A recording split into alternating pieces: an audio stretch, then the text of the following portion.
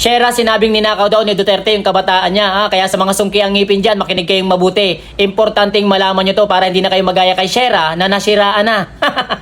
Alam nyo, yung kapatid nitong ipinaglalaban niya, adik yan. Kaya napasama yan sa extrajudicial killing ng Administrasyon Duterte. Ha?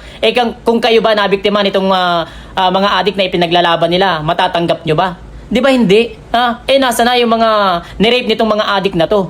Nasa na yung mga napaslang nitong mga adik na to? Nasa na yung mga hinold up nitong mga adik na to? Wala na. Tahimik nga sila. Di ba? Alam nyo nga minsan, kahit sarili nilang pamilya, nagagawa nilang ilagay sa alanganin. May mga ganyan. Sariling anak, hinostage ng tatay. Tapos kung ipagtanggol nyo, wagas. Kung ipagtanggol nyo, akala mo kung sinong mga banal na walang nagawang kasalanan.